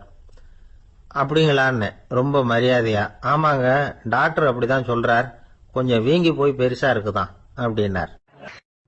ஒரு அரசன், அவனுக்கு வயசாயிட்டுது. அதனாலேயே இந்த கவலை, பயம் எல்லாமும் அதிகமாயிட்டுது. மரண பயம், ராத்திரியில சரியா தூங்க முடியல, இப்படி ஆயிட்டுது நிலைமை. அந்த அரசன் ஏற்கனவே எப்படின்னா போர்க்களங்கள்ல எத்தனையோ பேரை ஓட ஓட விரட்டி இருக்கிறான். இருந்தாலும் இப்ப அந்த துணிச்சல்லாம் எங்கேயோ போயிட்டுது. பேசாம படுத்திருக்கிறான். அப்படியே படுத்தாலும் தான் தூக்கம் வர மாட்டேங்குது. என்ன பண்ணலாம்னு யோசிச்சான் இந்த மன்னன். உடனே எல்லா அமைச்சர்களையும் கூப்பிட்டான். எனக்கு வந்து நிம்மதி இல்லை, எதை நினைச்சாலும் பயமா இருக்கு, எனக்கு ஒரு ஆலோசனை சொல்லுங்க அப்படின்னா. என்ன ஆலோசனை வேணும் அப்படின்னு சொல்லி கேட்டாங்க. எனக்கு ஒரு நெருக்கடியான சந்தர்ப்பம் ஏற்பட்டு போச்சுன்னு வச்சுக்கோங்க. அந்த நேரத்துல நீங்க யாருமே என் பக்கத்துல இல்ல ஆலோசனை சொல்றதுக்கு. அப்படின்னா அந்த சமயத்துல எனக்கு உபயோகப்படுற மாதிரி ஒரு வாசகம், பொன்மொழி ஏதாவது சொல்லுங்க. அத நான் என்னுடைய வைர மோதிரத்துக்கு அடியில பதிச்சு வச்சுக்கிறேன் அப்படின்னார். தேவைப்படுறப்ப உதவும் அப்படிங்கறதுனால.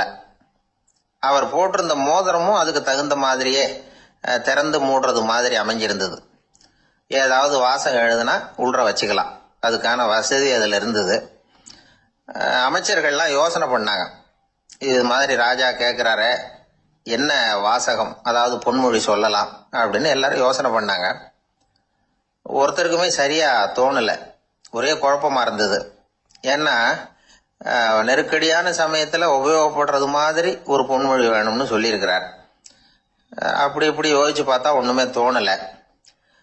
எல்லாரும் குழம்பிக்கிட்டு இருந்த நேரத்துல ஒரு பெரியவர் அந்த பக்கமா வந்தார்.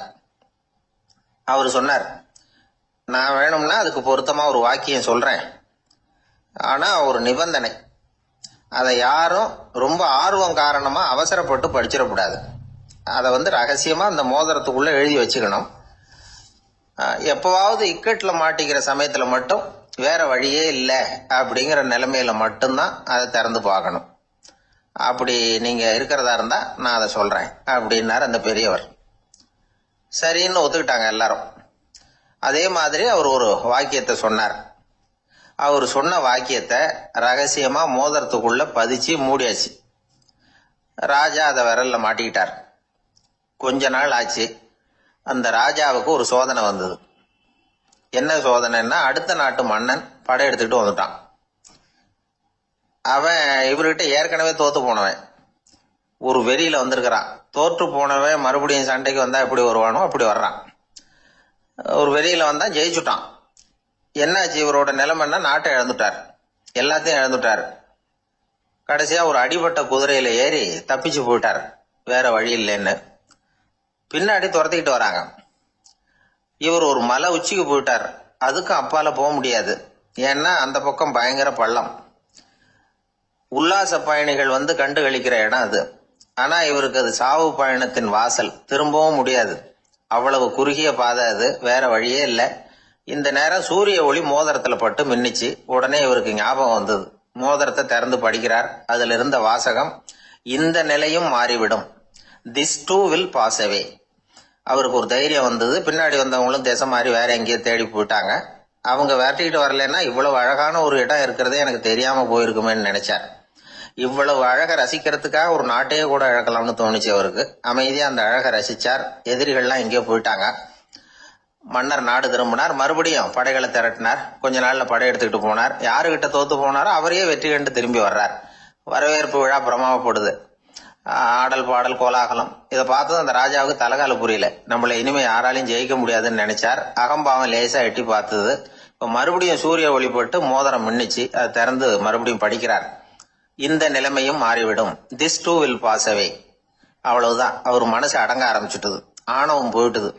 இதுல இருந்து நாம தெரிஞ்சுக்க வேண்டியது என்னன்னா, எந்த சூழ்நிலையிலையும் நாம கவலைப்பட வேண்டியதில்லை. ஏன்னா இங்க எதுவுமே நிரந்தரம் இல்லை. அந்த ராஜா மாதிரியே நம்ம ஆளு ஒருத்தன் ஒரு மோதிரம் போட்டிருந்தான், அதுக்குள்ள அவன் எழுதி வச்சிருந்த வாசகம் எதுக்கும் கவலைப்படாதே அப்படிங்கிறது தான். ஒரு நாள் பயங்கரமான கவலையோட உட்காந்துருந்தான். பக்கத்துல இருந்தவங்க சொன்னாங்க, இது மாதிரி சந்தர்ப்பத்துலதான் நீ உன் மோதிரத்தை திறந்து பார்க்கணும்னாங்க. இவனுக்கு கவலையோட எரிச்சலும் சேர்ந்துகிட்டது. அது எப்படி முடியும், இப்ப திருட்டு போனது என்னோட அந்த மோதிரம் தானே அப்படின்னு சொல்லிவிட்டு தலையில கை வச்சுட்டு உட்காந்துட்டான். இப்படிலாம் சொல்றது உண்டு. இருந்தாலும் நாம எந்த சூழ்நிலையிலையும் கவலைப்பட வேண்டியதில்லை அப்படிங்கிற உண்மையை புரிஞ்சுக்கணும். அப்படி கவலைய வெல்றதுக்கான வழி தெரிஞ்சுட்டதுன்னா வாழ்க்கையில வெற்றி நிச்சயம். இந்த உலகத்துல எத்தனை வகையான மனிதர்கள் இருக்கிறாங்க, ஒவ்வொரு மனிதனுமே ஒவ்வொரு வகை அப்படிங்கிறாங்க விஞ்ஞானிகள். மனிதர்களை 3 வகையா பிரிக்கலாம் அப்படின்னு சொல்றாங்க மெய்ஞானிகள். இவங்களை பத்திலாம் ஏற்கனவே நாம பேசியிருக்கிறோம். இப்ப டாக்டர் எட்வர்டு பேட்ச் அப்படிங்கிற நிபுணர் என்ன சொல்றாரு தெரியுமா? மனிதர்களை 7 வகையா பிரிக்கலாம்ங்கிறார். மனிதர்களின் மனநிலை அடிப்படையில அவங்களை 7 விதமா வகைப்படுத்துறார் அவர். சரி, அது என்ன 7 வகை? முதல் வகை என்னன்னா, பயந்த குணம் உள்ளவங்க. சார் ரொம்ப பயந்த சுபாவம், வீட்டுல கூட வாயே திறக்க மாட்டார், சாப்பிட போறப்ப மட்டும்தான் கொஞ்சம் வாயை திறப்பார், அப்புறம் மூடிக்குவார் அப்படின்னு சில பேரை பத்தி நாம பேசிக்கிறது உண்டு. இவங்கெல்லாம் இந்த வகை, அதாவது பயந்த குணம் உள்ளவர்கள் அப்படிங்கிற முதல் வகை. சரி, இரண்டாவது வகை என்னன்னா சஞ்சலப்படுகிறவர்கள், எதுக்கு எடுத்தாலும் கலக்கம், குழப்பம், இப்படியே காலம் தள்ளிட்டு இருப்பாங்க. பல பேர் பார்த்துருப்பீங்க. அவங்கெல்லாம் இந்த வகை. மூணாவது வகை என்னன்னா யதார்த்த உலகை மறந்து கற்பனை உலகத்திலேயே மிதக்கிறவங்க, இளைஞர்கள், கவிஞர்கள், இப்படி பல பேர் இருக்கிறாங்க. எப்ப பார்த்தாலும் கற்பனை உலகத்திலேயே மிதந்துகிட்டு இருப்பாங்க. கிட்டத்துல போய் என்னங்க ஒரு மாதிரியா இருக்கிறீங்க அப்படின்னு கேட்டு பாருங்க, அவங்களெல்லாம் ஏதோ ஒரு அற்ப புழுவை பாக்குறது மாதிரி அவங்கள பார்ப்பாங்க. அதுவும் அந்த வானத்து நிலாவை பாருங்கள், அது என்னை வா வான்னு கூப்பிடுது, எனக்கு சீக்கிரத்துல ஒரு நாள் சிறகுகள் முளைக்கும், சிறகடித்து வானத்துல பறந்து போவேன், அந்த செல்ல நிலாவை கொஞ்சிவிட்டு வருவேன், இப்படிலாம் பேசிட்டு இருப்பாங்க. கொஞ்சிறது அப்புறம் இருக்கட்டும், இப்ப கஞ்சிக்கு வழியே பாருப்பா அப்படின்னா அதை காதுல வாங்க மாட்டாங்க. நாம ஏதோ இந்த உலகத்தை அனுபவிக்க தெரியாதவர்கள் மாதிரி நம்மளை அவங்க கவனிப்பாங்க. இப்படி ஒரு ரகம். நாலாவது வகை மனிதர்கள் எப்படின்னா, இவங்க தனிமை உணர்வு மிக்கவர்கள். இவங்க மற்றவங்களோட இயல்பா நெருங்கி பழகிறது இல்ல, தான் உண்டு தன்னுடைய வேலை உண்டுன்னு இருந்துட்டு போறவங்க. அடுத்த வீட்டுல இருக்கிறவர் யார் அப்படின்னு கேட்டா கூட அடுத்த வீடுன்னு ஒண்ணு இருக்கா அப்படிங்கறது மாதிரி நம்ம முகத்தை பார்ப்பாங்க. அவங்க கிட்ட மேற்கொண்டு நாம என்னத்தை பேச முடியும்? இப்படி ஒரு வகை. ஐந்தாவது வகை மனிதர்கள் எப்படின்னா, இவங்க மற்றவங்க செல்வாக்குக்கு உட்பட மறுப்பவர்கள். அடுத்தவங்களோட செல்வாக்குக்கு இவங்க ஆட்படுறதில்ல. நான் யார் தெரியுமான்னு கேட்டா அதை தெரிஞ்சுட்டு எனக்கு என்ன ஆக போகுதும்பாங்க. இவங்கெல்லாம் அந்த ரகம். ஆறாவது வகை மனிதர்கள் எப்பவும் எதுலையும் பற்றில்லாம இருக்கிறவங்க. இது ஒரு துறவு மனப்பான்மை. இயல்பாவே சில பேர் இப்படி உண்டு, அவங்களுக்கு எதுலயும் ஒரு ஈடுபாடு இருக்காது. அப்படிப்பட்டவங்க எல்லாம் ஆறாவது வகை. ஏழாவது வகை மனிதர்கள் மற்றவங்க கவலைய தன்னுடையதா ஆக்கிக்கிட்டு கவலைப்படுறவங்க. இவங்கெல்லாம் மகாத்மாக்கள். தாம் வேறு அடுத்தவங்க வேறு அப்படிங்கிற எண்ணம் இவங்களுக்கு வர்றதில்லை. அதனால அடுத்தவங்களுக்கு ஒரு துன்பம் வந்ததுன்னா இவங்களால சும்மா இருக்க முடியறதில்ல. ஆக கூடி இப்படி 7 விதமான மனிதர்களை அடையாளம் காட்டுறார் அந்த நிபுணர்.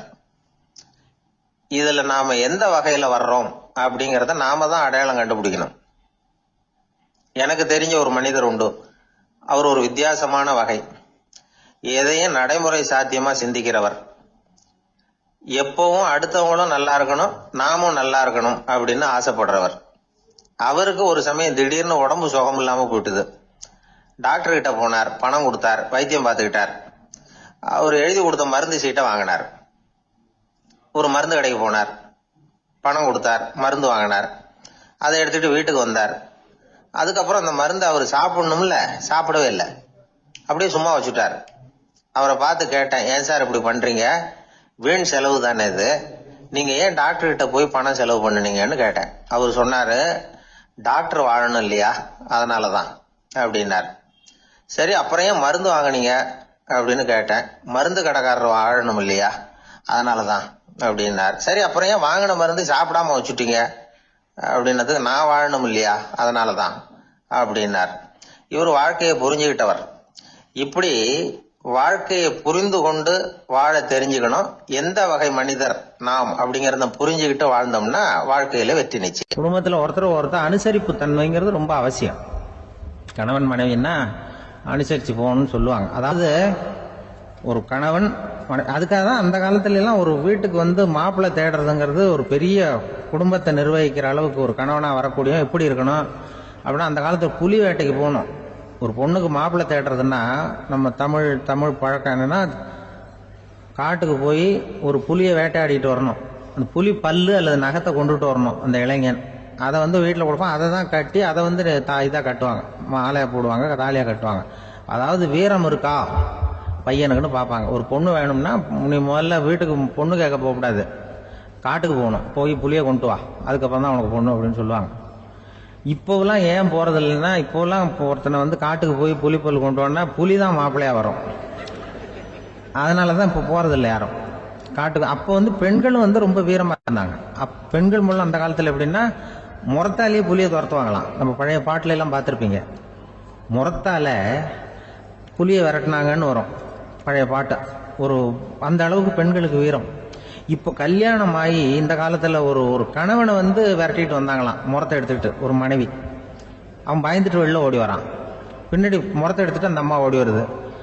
இவனை தனியா பிடிச்சி கொண்டு போய், என்னப்பா இந்த மனைவிட்டு இப்படி பயந்து ஓடி வரிய, முறத்தால துரத்துறா இப்படி வரிய அவன் அவன் அப்படியே தடுமாறிக்கிட்டு அதெல்லாம் ஒன்றும் இல்லை, அவன் என்ன புலியா நினைக்கிறா அப்படின்னு ஒரு பெருமையாக சொல்லிட்டானா. அந்த காலத்தில் புலியை தான் முறத்தால் விரட்டினாங்க, இப்போ புருஷனை விரட்டுறாங்க அப்படின்னு சொல்லி.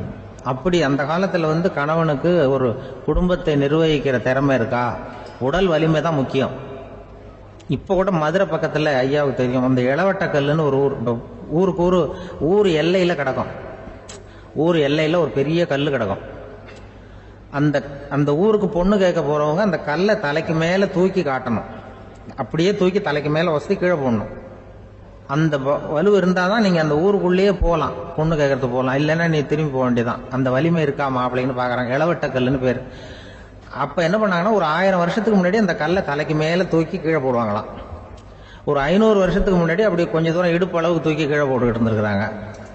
அதுக்கப்புறம் ஒரு 100 வருஷத்துக்கு முன்னாடியெல்லாம் அப்படி முழங்கால் அளவுக்கு அப்படி தூக்கி போட்டால் போகிறோம்னு வச்சுருந்தாங்களாம். இப்போ நான் அந்த ஊருக்கு என் கூட பழனிசாமின்னு ஒருத்தர் இருக்கார். அவர் போய், உனக்கு எப்படிப்பா இந்த ஊரில் கல்யாணம் ஆச்சு அப்படின்னா, இப்போலாம் நாங்கள் தொட்டு கும்பிட்டா போகிறோம், அதை அசைக்கிறது கூட இல்லை.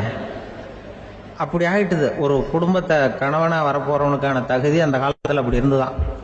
அப்படி கணவன் தேர்ந்தெடுக்கிறது, குடும்ப தலைவனை தேர்ந்தெடுக்கிறது ஒரு பெரிய காரியம். ஒரு பெரிய செல்வந்தர் போட்டி வச்சாராம், ஒரு நீச்சல் குளம், அதில் யார் வேணாலும் குதிச்சு அந்த பக்கம் போய் கரையேறலாம். அந்த நீச்சல் குளத்தில் விஷப்பாம்புலாம் கிடக்கு. யார் துணிஞ்சி அந்த விஷப்பாம்பு இருக்கிற குளத்துல குதிச்சு அந்த பக்கம் போய் கரையேறானோ அவனுக்கு ஒரு 100 ஏக்கர் நிலம் கொடுப்பேன். அது வேண்டான்னா ஒரு 1000 ஆடு கொடுப்பேன். அதுவும் வேண்டான்னா என் பொண்ணை கொடுப்பேன் அப்படின்னு போட்டி வச்சார். அதான் மாப்பிள்ளையை தேர்ந்தெடுக்கிறதுக்கு அவர் ஒரு வழி, நீச்சல் குளத்தில் குதிச்சு கரையேறணும். இப்போ அந்த ஊரில் இருக்கிற இளைஞர்கள்லாம் பார்க்குறாங்க அந்த குளத்தில் குதிக்கணும்னு. ஆனால் குளத்தில் வெறும் விஷப்பாம்பெல்லாம் கிடக்கு. இது என்ன பண்ணுறதுன்னு பார்த்தா யாருமே குதிக்கிறதுக்கு தைரியம் வரல. திடீர்னு ஒருத்தன் துணிஞ்சு குதிச்சான், படபடன்னு அடிச்சுட்டு போய் அந்த பக்கம் கரையேறிட்டான். கரையேறின உடனே பரவாயில்லையே ஒரு ஆள் வந்துட்டான்னு சொல்லி அவனை அந்த இளைஞனை போய் பிடிச்சிட்டு வந்தாங்க. அந்த பெரியவர் கேட்டார், ஏப்பா இவ்வளவு பெரிய விஷப்பாம்பெல்லாம் கிடக்கிற நீச்சல் குளத்தில் நீ துணிஞ்சு குதிச்சு கரையேறி இருக்கிற, உனக்கு என்ன 1000 ஏக்கர் நிலம் கொடுத்துருவா, 100 ஏக்கர் நிலம் கொடுக்கவா சொல்கிறபடி அப்படின்னா, வேண்டாம் சார்ன்றான். ஓஹோ அப்படின்னா ஒரு 1000 ஆடு வேணுமா உனக்கு அப்படின்னா, அதுவும் வேண்டாம் சார். ஓ அப்படின்னா என் பொண்ணு வேணுமா அப்படின்னா, அதுவும் வேண்டாம் சாருங்கிறான். அப்புறம் எதுக்குடா குதிச்சுன்ட்டு, என்ன உனக்கு என்ன தான் வேணும் அப்படின்னு கேட்டிருக்காரு. என்னை எவன் பிடிச்சி தள்ளி விட்டவன்னு தெரியணும் அப்படின்றான். அதுக்காக அவன் பார்த்துருக்கான். அப்படி இருந்தால் தான் துணிச்சல் வரும் இந்த காலத்தில். எதுக்கு இவ்வளவு சங்கடம்லாம் வச்சாங்கன்னா, ஒரு குடும்பத்துக்கு தலைவராக வர வேண்டிய ஒரு ஆள், கணவனாக இருக்க வேண்டியவனுக்கு துணிச்சல் இருக்கா, தைரியம் இருக்கா அப்படிங்கிறது பார்க்கறதுக்காக இப்படிப்பட்ட தேர்வு முறைகள்லாம் வச்சுருந்தாங்க அந்த காலத்துலலாம். இப்போலாம் கல்யாணம் பண்ணுறது ஆளுக்கு நேரில் பார்க்காமலே கூட கல்யாணம் நடக்குது இன்டர்நெட்டில். இப்போ சர்டிஃபிகேட் கேட்குறாங்க, நோய் நொடி இல்லாமல் இருக்காரா பாரு, காட்டுக்கெல்லாம் போக வேண்டாம், நேராக ஆஸ்பத்திரிக்கு போய் ஒரு சர்டிஃபிகேட் வாங்கிட்டு வா, உனக்கு ஒன்றும் வியாதி இல்லைன்னு ப்ரூவ் பண்ணு, அதுக்கப்புறம் பார்த்துக்கலாம், மற்றதை பேசுவோம் அப்படின்னு சொல்லி அப்படி இருக்குது நிலைமை. அதனால் குடும்பத்தில் அந்த கணவனாக இருக்கிற வேண்டியவனுக்கு பொறுப்பு அதிகம். ஏன்னா எல்லாத்தையும் அனுசரித்து போக வேண்டியதாக வந்தான். ஒரு நண்பர் யாருக்கோ ஃபோன் பண்ணிட்டு இருந்தார். அவர் பேசி முடிச்சதும் நான் அவரை பார்த்து, இப்போ ஃபோன் பண்ணீங்களே அந்த ஃபோன் நம்பர் என்ன அப்படின்னு கேட்டேன். அவரு தலையை சொரிஞ்சுக்கிட்டார், ஞாபகம் வரலன்னார். சரி சார் அதை விடுங்க, உங்க மனைவி பேர் என்ன அப்படின்னு கேட்டேன். மாலதின்னார். என்ன சார் இது வேடிக்கை, கொஞ்ச நேரத்துக்கு முன்னாடி பேசின ஃபோன் நம்பர் மறந்து போச்சு, எப்போ கல்யாணம் பண்ணிக்கிட்ட மனைவி பேர் மறக்கல, அதான் கரெக்டா சொல்லிவிட்டீங்களே அப்படின்னு கேட்டேன். அவரு என்ன ஒரு மாதிரியா பார்த்தார். அவரு அப்படி என்ன பார்த்ததுல ஒன்றும் தப்பு இல்லை, ஏன்னா நாம எல்லாருமே அப்படித்தானே, ஒரு குறிப்பிட்ட காரியத்துக்காக தொலைபேசியில ஒருத்தட்ட பேசுறோம், அதுக்கப்புறம் அந்த எண் நமக்கு அனாவசியம், அதனால மறந்துடுறோம். இதுக்கு பேர் தான் தற்காலிக ஞாபகம். ஆனா மனைவி பேரை மறந்துட முடியுமா? முடியாது. அது அவசியமான ஒண்ணு. அடிக்கடி அந்த பேரை உபயோகப்படுத்துறோம், அதனாலேயே அது முக்கியங்கிறதுனாலேயும் அதை மறக்கிறது இல்லை. இதுக்கு பேரு நிரந்தர ஞாபகம். சரி, இந்த தற்காலிக ஞாபகம், நிரந்தர ஞாபகம், இது 2 ஞாபக அளவுகளையும் கட்டுப்படுத்துறது எது அப்படின்னா, மூளைக்குள்ள நடக்கிற மின்சார நடவடிக்கைகள் தான். தற்காலிக ஞாபகம் ஒரு மின்னல் மாதிரி தோன்றி மறையுது. நிரந்தர ஞாபகம் ஒரு படிவம் போல மூளையில படிஞ்சுடுது. ஒரு சம்பவத்தின் பல பிரதிகள் மூளையில பல்வேறு பகுதிகளிலேயும் படியறதுனால ஒன்னு மறைஞ்சாலும் மறந்தாலும் இன்னொன்னு மறையறதில்ல. இப்படிப்பட்ட நிலைமையில தான் இந்த தொண்டையில இருக்கு வாயில வரமாட்டேங்குது சார் அப்படிமா. ஒருத்தருக்கு எந்த துறையில ஆர்வமும் ஈடுபாடும் அதிகமோ அது சம்பந்தமான ஞாபக சக்தி அதிகமா இருக்கும். தொழிலை விரும்புகிற ஒரு டெலிபோன் ஆபரேட்டருக்கு எண்கள்லாம் நல்ல ஞாபகம் இருக்கும். அது மாதிரி கவிஞர்களுக்கு வார்த்தைகள் நல்ல ஞாபகத்தில் இருக்கும். இது ஒரு பக்கம் இருந்தாலும் ஒரு மூளை எண்களை விட எழுத்துக்களை விட படங்களை ரொம்ப சுலபமா ஞாபகத்துல வச்சுக்குது. புரிஞ்சுக்கிற தன்மை, அனுபவம், புத்தி கூர்மை இது கூடி குறையறத பொறுத்து ஞாபக சக்தியும் ஏறும் இறங்கும். இப்ப உதாரணத்துக்கு ஒரு பையனுக்கு படிச்சது எதுவும் ஞாபகத்துல இல்லைன்னா அவன் அதை சரியா புரிஞ்சுக்கலன்னு அர்த்தம். இந்த மறதிங்கிறது எந்த சமயத்துல ஒரு பிரச்சனை ஆகுது தெரியுமா? உங்களுக்கு வேண்டியப்பட்ட ஒருத்தரை ஞாயிற்றுக்கிழமை சாயந்தரம் சரியா 5 மணிக்கு கடற்கரைக்கு வர சொல்லிவிட்டு அந்த நேரத்தை மறந்துட்டா அது பரவாயில்ல, வர சொன்னதையே மறந்துட்டாதான் நிலைமை மோசம்னு அர்த்தம். இப்படி இருந்தா இது சிகிச்சை எடுத்துக்க வேண்டிய நிலைமைங்கிறத புரிஞ்சுக்கணும். ஆமா, இதுக்கும் மருந்து இருக்கு. ஆனா மூளை குறிப்பிட்ட அளவுக்கு கீழே இயங்குறப்போ இன்னொன்னு சொல்லுவாங்க, இந்த நியூரோ டிரான்ஸ்மிட்டர் அப்படின்னு சொல்லுவாங்க.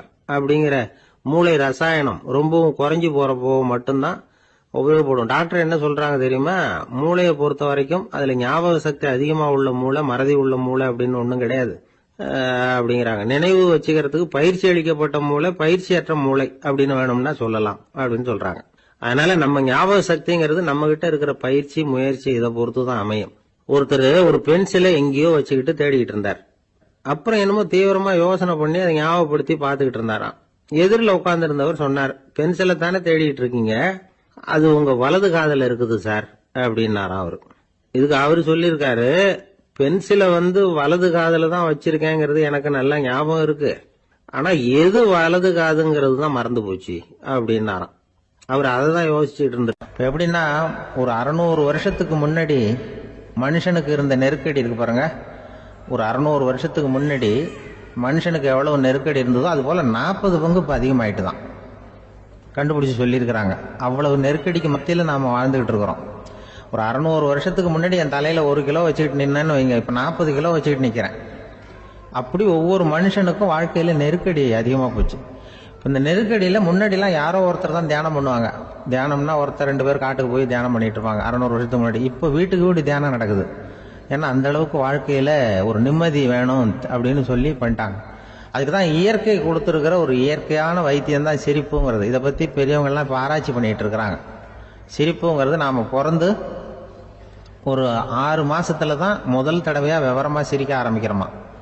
நம்ம பிறந்து 6 மாசத்துக்கு, அதாவது முதல் தடவை சிரிக்க ஆரம்பிக்கிறது ஒரு 6வது வாரம், 1.5 மாசத்துல தான் குழந்தை விவரமா சிரிக்க ஆரம்பிக்குது. அப்புறம் அப்படியே சிரிக்க ஆரம்பிக்கணும்.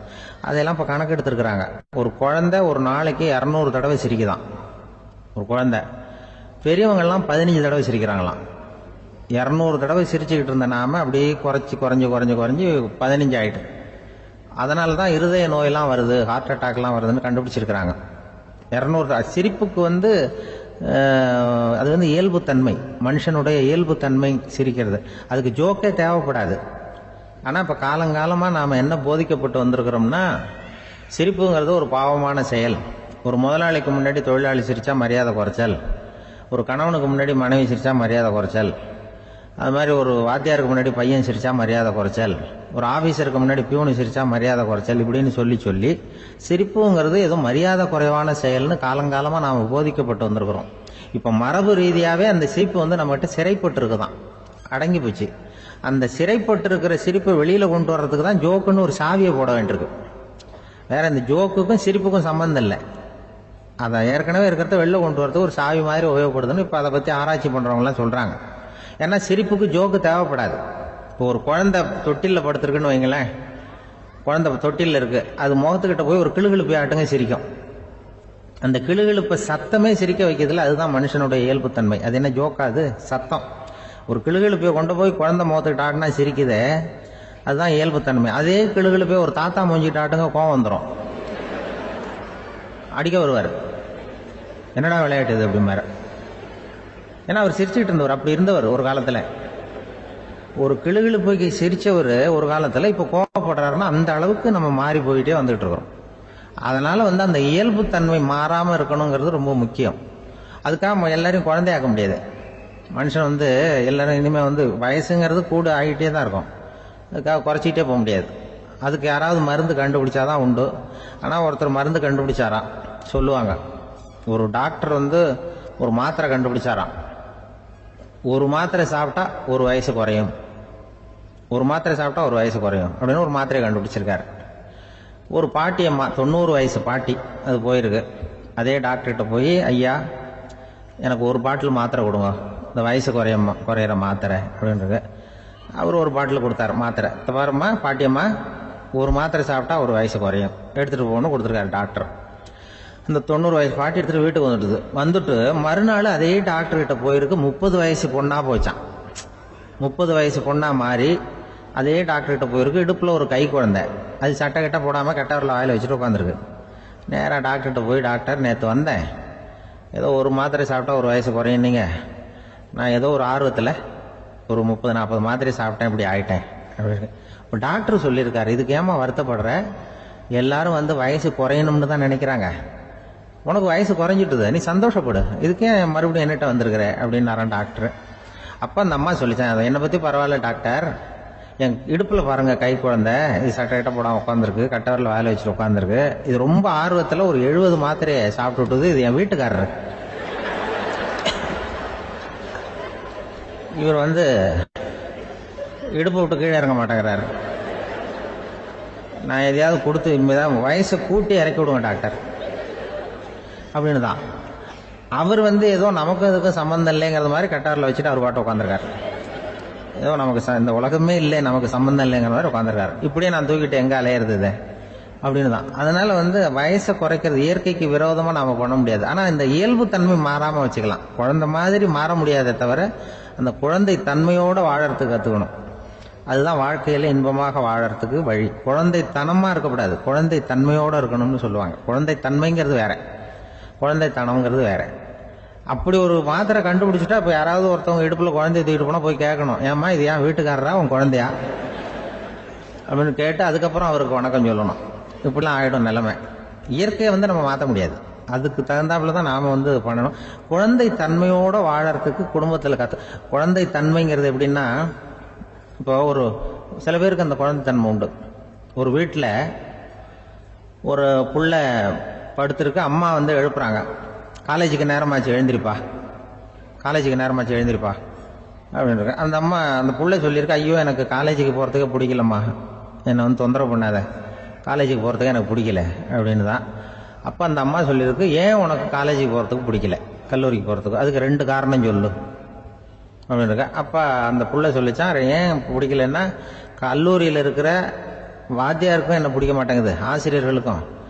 2வது காரணம், கல்லூரியில் படிக்கிற மாணவர்களுக்கும் என்ன பிடிக்கல, அதனால நான் காலேஜுக்கு போக மாட்டேன்ற குழந்தை புள்ள சொல்லியிருக்கு. அம்மா அப்படிலாம் நீ இதுக்காக போகாமல் இருக்கக்கூடாது, நீ போய் தான் ஆகணும் அப்படின்னு புடிவாதமாக அந்த அம்மா பிள்ளைய எழுப்பினாங்களாம். சரி, நான் எதுக்கு காலேஜ் போகணும்னு சொல்கிறேன், அதுக்கு நீ 2 காரணம் சொல்லு அப்படின்னு தான் அந்த புள்ள. அப்போ அந்த அம்மா சொன்னாங்களாம், நீ ஏன் காலேஜுக்கு போகணும்னா, முதல் காரணம் உனக்கு வயசு 52, 2வது காரணம் நீ தான் பிரின்சிபால் அப்படின்னு தான்.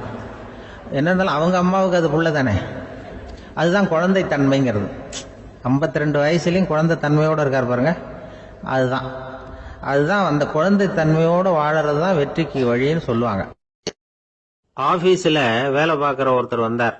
பேசாம ஒரு 10 நாள் லீவ் போட்டுடலாமா பாக்குறேன் அப்படின்னார். ஏன்னு கேட்டோம். என்னுடைய மேலதிகாரி ஒரு முசுடு சார், அவர்கிட்ட வேலை பார்க்கறது ரொம்ப கஷ்டமா இருக்குது அப்படின்னார். ஆபீஸ்ல வேலை பார்க்கறவங்க எல்லாம் ஒரு விஷயத்த நல்லா ஞாபகத்துல வச்சுக்கணும். மேலதிகாரிங்கிறவர் ஒரு பெரிய மகான் இல்ல, அவரும் ஒரு மானிட பிறவிதான். சராசரி மனுஷனுக்கு உள்ள பலம் பலவீனம் 2ம் அவருக்கும் உண்டு. அதனால அவரை கொஞ்சம் அனுசரிச்சு போறதுக்கு பழகிறது தான் நல்லது. மேலதிகாரிகள்ல பல வகை உண்டு, அதுல முக்கியமா 3 வகை. அதுல ஒரு வகை எப்படி தெரியுமா, உங்களை ஒரு வேலை செய்யற மெஷினா மட்டுமே நினைக்கக்கூடிய வகை. இவங்கெல்லாம் எப்படின்னா, எங்கேயாவது வெளியூர் போயிருந்தா கூட அங்கிருந்து போன் பண்ணுவாங்க, அந்த வேலை என்னாச்சு, இந்த வேலை என்னாச்சு அப்படின்னு. இவங்களுக்கெல்லாம் உங்க நலனை பத்தியோ உங்க குடும்பத்தை பத்தியோ அக்கறை இருக்காது. நீங்க சொல்ற யோசனை எதுவும் இவங்க கிட்ட எடுபடாது. கொடுத்த வேலையை பாரு, நீ எனக்கு புத்தி சொல்ல வேணாம் அப்படிம்பாங்க. இவங்களை அனுசரிச்சு போறதுக்கு ஒரே வழி, இவங்க எதை சொன்னாலும் சரின்னு சொல்லிவிட்டு வேலையை கவனிக்க வேண்டியதுதான். இவங்க கிட்ட வேற எந்த கேள்வியும் கேட்டுக்கிட்டு இருக்கக்கூடாது. ஆமா சாமி போடுறது கௌரவ குறைச்சல் இல்ல, அது ஒரு அலுவலக சௌகரியம், அவ்வளவுதான். இன்னொரு வகையான மேலதிகாரிகள் எப்படி தெரியுமா? இவங்கெல்லாம் ஆபீஸ் வேலையை பத்தி அதிகமா கவலைப்பட்டுக்கிட்டு இருக்க மாட்டாங்க. தங்களுடைய சொந்த இமேஜ் பாதிக்கப்படக்கூடாதுங்கிறதுலயே கவனமா இருப்பாங்க. இவங்கெல்லாம் அடிக்கடி உங்க நலனை விசாரிப்பாங்க. அதே மாதிரி நீங்களும் அவரை விசாரிக்கணும்னு எதிர்பார்ப்பாங்க. இந்த ரக அதிகாரிகளுக்கெல்லாம் புது வருட வாழ்த்து அனுப்பலாம், பிறந்த நாள் வாழ்த்து அனுப்பலாம். அவருக்கு எங்கேயாவது ஒரு பாராட்டு விழா நடந்தா முதல் வரிசையில போய் உட்காந்து உங்க முகத்தை காட்டலாம். ஆபீஸ் வேலையை மட்டுமே பார்க்கிற பணியாளர்கள் இது மாதிரி அதிகாரிகள் கிட்ட நல்ல பேர் வாங்க முடியாது. இன்னொரு வகையான மேலதிகாரிகள் உண்டு. அவங்க எப்படின்னா ஆபீஸ் வேலையை பத்தியும் கவலைப்பட மாட்டாங்க, தனக்கு கீழே வேலை பார்க்கறவங்கள பத்தியும் கவலைப்பட மாட்டாங்க. எக்காரணம் கொண்டும் தன்னுடைய பொசிஷனுக்கு ஆபத்து வந்துடக்கூடாதுன்னு நினைக்கக்கூடியவங்க இவங்க. இவங்களால கடுமையான வேலை செய்யவும் முடியாது, தீர்மானிக்கவும் முடியாது. எந்த முடிவையும் எடுக்காம அப்படியே தள்ளி போட்டுக்கிட்டே போடுவாங்க எல்லாத்தையும். இதனால என்ன ஆகும்னா, இவருக்கு கீழே வேலை பார்க்கிற உங்களுக்கு பொறுப்பு அதிகமாயிடும். இவங்க கிட்ட போய் பிரச்சனையை மட்டும் சொல்லி பிரயோஜனம் இல்லை, அதுக்கான முடிவுகளை நீங்களே சொல்லணும். அப்பதான் இது மாதிரி அதிகாரிகள் கிட்ட நல்ல பேர் வாங்கலாம். அட்லீஸ்ட் கெட்ட பேர் வாங்காமலாவது காலம் தள்ளலாம். ஆபீஸ்ல வேலை பார்க்கறவங்க முக்கியமா சில விஷயங்களை ஞாபகத்துல வச்சுக்கணும். ஆபீஸ்ல நடக்கிற நல்லது கெட்டது எதுவா இருந்தாலும் உடனடியா மேலதிகாரி கிட்ட தெரிவிக்கிறது நல்லது. மூன்றாவது மனிதர் மூலமா அதை அவர் தெரிஞ்சுக்கிறது அவ்வளவு நல்லது இல்லை. எந்த மேல் அதிகாரியுமே தான் இந்த சர்பாஸ் செய்யப்படுறத விரும்புறதில்லை. அதனால அவருக்கு தெரியாம மேலிடத்துக்கு மணி எழுதி போடக்கூடாது. அப்படி எழுதி போடுறவங்க சில பேர் இருக்கிறாங்க. நீங்களும் உங்க மேலதிகாரியும் தொழில் ரீதியா ஒரே படிப்பு படிச்சவரா இருக்கலாம். அப்படி இருந்ததுன்னா அட்ஜஸ்ட் பண்ணி போறது கொஞ்சம் கஷ்டம்தான். இதை மனசுல வச்சுக்கிட்டு நடந்துக்கணும். உங்களுக்கும் அவருக்கும் அபிப்பிராய பேதமா, அது அவருக்கும் உங்களுக்கும் உள்ள தனிப்பட்ட பிரச்சனை. அதை விளம்பரப்படுத்திட்டு இருக்க கூடாது, அது அவருடைய கோபத்தை கிளறும். உங்க மேலதிகாரி உங்க கூட படிச்சவரா இருக்கலாம், அதுக்காக அவரை எல்லாருக்கும் முன்னாடி அடைய கிச்சாமி எப்படா இருக்க அப்படின்லாம் கேட்டுக்கிட்டு இருக்க கூடாது. பொதுவா யாரும் அதை விரும்புறதில்ல. இவ்வளவையும் உங்க மனசுல வச்சுக்கிட்டு கொஞ்சம் சாமர்த்தியமா நடந்துகிட்டீங்கன்னா ஆபீஸ் உங்களுக்கு அவஸ்தையா இருக்காது, ஆனந்தமா இருக்கும். ஒரு மேலதிகாரி தன்கிட்ட வேலை பார்க்கிற ஒருத்தரை பத்தி ரொம்ப பெருமையா சொன்னாராம். எங்க ஆபீஸ்ல எவ்வளவோ பேர் வேலை பார்க்கறாங்க, எல்லாரும் தினமும் ஏதாவது பிரச்சனைகளை சொல்லிட்டு இருப்பாங்க. ஆனா இவர் ஒருத்தர் மட்டும்தான் இது வரைக்கும் என்கிட்ட எந்த பிரச்சனையும் சொன்னதே இல்லை. அவர் பாட்டுக்கு வருவார், வேலை பார்ப்பார், போயிடுவார் அப்படின்னாராம்.